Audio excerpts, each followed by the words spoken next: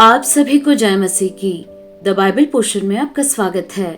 हमारा आज का वचन है पहला राजाओं की पुस्तक 22वां अध्याय। आप सभी को जय मसीह की द बाइबल पोर्शन में आपका स्वागत है। हमारा आज का वचन है पहला राजाओं की पुस्तक 22वां अध्याय, वचन 1 से 12। 3 वर्ष तक अरामी और इस्राएली बिना युद्ध के रहे। तीसरे वर्ष में यहूदा का राजा यहोशापात इस्राएल के राजा के पास गया। तब इस्राएल के राजा ने अपने कर्मचारियों से कहा, क्या तुमको मालूम है कि गिलाद का रामोत हमारा है? फिर हम क्यों चुपचाप रहते और उसे अराम के राजा के हाथ से क्यों नहीं छीन लेते हैं? और उसने यहोशापात से पूछा, क्या तू मेरे संग गिलाद के रामोत से लड़ने के लिए जाएगा? यहोशापात ने इस्राएल के राजा को उत्तर दिया, जैसा तू है वैसा मैं भी हूँ।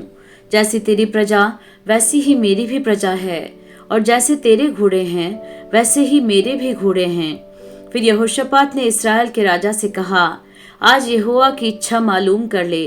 तब इस्राएल के राजा ने नबियों को, जो कोई 400 पुरुष थे, इकट्ठा करके उनसे पूछा, क्या मैं गिलाद के रामोत से युद्ध करने के लिए चढ़ाई करूं या रुका रहूं? उन्होंने उत्तर दिया, चढ़ाई कर, क्योंकि प्रभु उसको राजा के हाथ में कर देगा। परंतु यहोशापात ने पूछा, क्या यहाँ यहोवा का और भी कोई नबी नहीं है जिससे हम पूछ लें? इस्राएल के राजा ने यहोशापात से कहा, हाँ, यिम्ला का पुत्र मीकायाह एक पुरुष और है जिसके द्वारा हम यहोवा से पूछ सकते हैं, परंतु मैं उससे घृणा करता हूँ, क्योंकि वह मेरे विषय कल्याण की नहीं वरन हानि ही की भविष्यवाणी करता है। यहोशापात ने कहा, राजा ऐसा न कहे। तब इस्राएल के राजा ने एक हाकिम को बुलवा कर कहा, यिम्ला के पुत्र मीकायाह को फुर्ती से ले आ।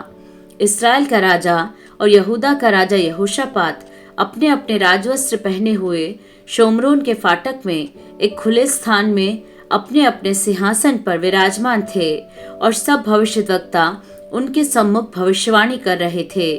तब कनाना के पुत्र सिदकिय्याह ने लोहे के सींग बनाकर कहा, यहोवा यूं कहता है, इनसे तू अरामियों को मारते मारते नष्ट कर डालेगा। और सब नबियों ने इसी आशय की भविष्यवाणी करके कहा, गिलाद के रामोत पर चढ़ाई कर और तू कृतार्थ हो, क्योंकि यहोवा उसे राजा के हाथ में कर देगा।